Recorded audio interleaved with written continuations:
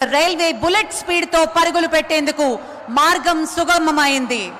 ఆంధ్రప్రదేశ్ సమగ్ర అభివృద్ధికి కొత్త రైల్వే జోన్ ఎంతగానో ఉపకరిస్తుంది, అలాగే పర్యావరణ హితంగా అభివృద్ధి చెందుతుంది అనటంలో అతిశయోక్తి లేదు.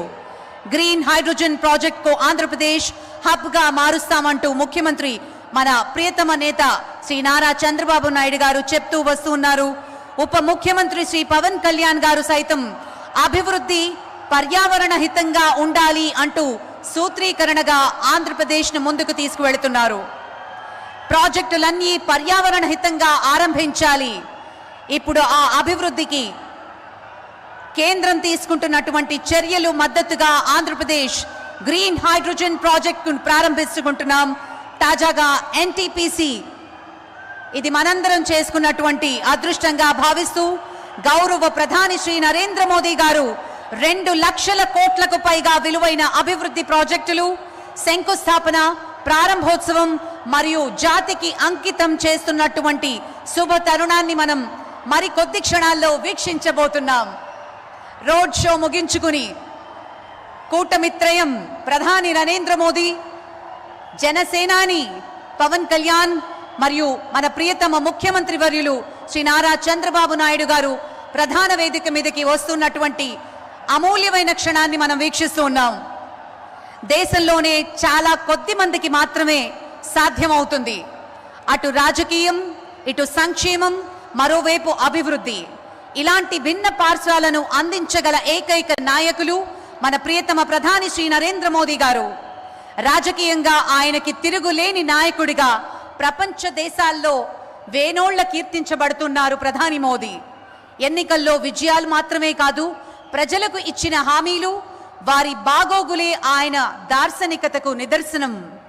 విశ్వగురువుగా భారత్ను పట్టాలకెక్కించాలనుకుంటున్న మన ప్రధాని ఇప్పుడు ఆంధ్రప్రదేశ్ అభివృద్ధికి గ్యారంటీ ఇస్తూ ఉన్నారు. అందులో భాగంగానే కూటమి ప్రభుత్వం ఏర్పడ్డాక అటు అమరావతి, ఇటు వైజాగ్ అభివృద్ధి కోసం కేంద్రం నుంచి అందించాల్సిన సహాయం అంతా అందిస్తూ వస్తున్నారు. అమరావతి రాజధాని నిర్మాణంలో కేంద్రం దన్నుగా నిలుస్తూ ఉంటే, విశాఖలో సంపూర్ణ అభివృద్ధి కోసం ప్రాజెక్టులకు పచ్చ జెండా ఊపుతోంది. తాజాగా కేంద్రం రైల్వే జోన్ కార్యాలయానికి శంకుస్థాపన చేస్తుండడం, వచ్చే రోజుల్లో చమురు రీప్లేస్మెంట్ గా భావిస్తున్నటువంటి గ్రీన్ హైడ్రోజన్ ప్రాజెక్టులను శంకుస్థాపన చేస్తూ ఉండడం మనం అభినందించవలసిన విషయం. ప్రజలకు తక్కువ ధరకు ఇంధనం లభించేలాగా చేపడుతూ ఉన్న చర్యలు మనందరం గట్టిగా కరతాళ ధ్వనులతోటి స్వాగతించాలి. భారతదేశం కార్బన్ న్యూట్రల్ ఎకానమీ వైపు దూసుకువెళుతోంది. దానికి అంకురార్పణగా మన విశాఖపట్నం నిలిచింది. Green hydrogen is the new stepping stone. Ladies and gentlemen, మన ప్రధాని మోదీ గారు ఈ ప్రధాన వేదిక మీదకి మరికొద్ది క్షణాల్లో రానున్నారు. అదేవిధంగా ఈరోజు మరి ఎంతో మంది అతిథులు, ప్రముఖులు ఈ వేదికని అలంకరించబోతున్నారు.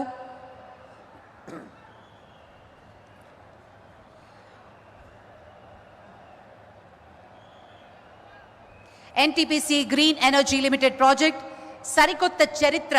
దేశంలో ఆంధ్రావని నభూతో నా భవిష్యతి అంటూ పెట్టుబడుల్లో దేశానికి గర్వకారణంగా నిలవబోతోంది.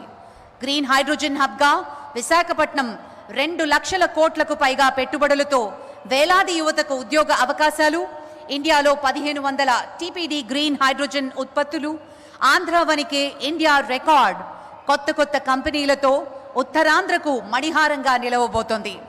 దేశానికి గ్రీన్ హైడ్రోజన్ దిక్సూచిగా రాష్ట్రం ఒక్కటేంటి, ఇండస్ట్రియల్ ల్యాండ్ హబ్, ఎలక్ట్రోలైజర్స్, అలాగే విశాఖ వైపుకి మౌలిక సదుపాయాలు, అత్యాధునిక సౌకర్యాలతో తయారీదారులకు ప్లగ్ అండ్ ప్లే సౌకర్యం, కొత్త ప్రాజెక్టులతో ఉద్యోగ కల్పన, 2030 నాటికి భారత్ లక్ష్యం చేరుకునే కృషి, 500 గిగావాట్ల సంకల్పానికి పునాది, ఇంధన స్వయం సమృద్ధి, డీకార్బనైజేషన్ ద్వారా పర్యావరణ హితం, నాన్ ఫాసికల్ ఆధారిత గ్రీన్ ఎనర్జీ ఉత్పత్తికి ఆంధ్రప్రదేశ్ కేంద్రం అత్యాధునిక సౌకర్యాలతో స్థానికంగా మౌలిక సదుపాయాలు, భారీగా పెట్టుబడులతో ఉపాధి అవకాశాలు, అంతర్జాతీయంగా ఆంధ్రప్రదేశ్ ఒక మార్గనిర్దేశంగా నిలవబోతోంది.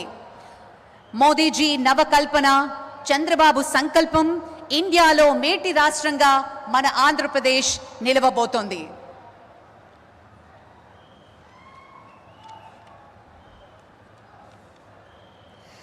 నిత్య యువకుడిగా మన ప్రియతమ ముఖ్యమంత్రి శ్రీ నారా చంద్రబాబు నాయుడు విశ్రాంతన్నదే లేకుండా శ్రమిస్తూనే ఉన్నారు.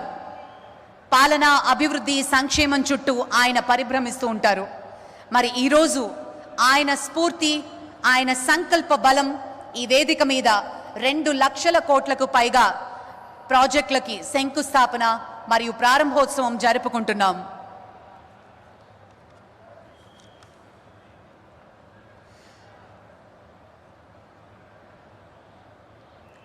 ఆంధ్రప్రదేశ్ అభివృద్ధికి నాదీ పూచి అంటూ మొదటి నుంచి పని చేస్తూనే ఉన్నారు మన ఉప ముఖ్యమంత్రి శ్రీ పవన్ కళ్యాణ్ గారు. కేంద్రం నుంచి రాష్ట్ర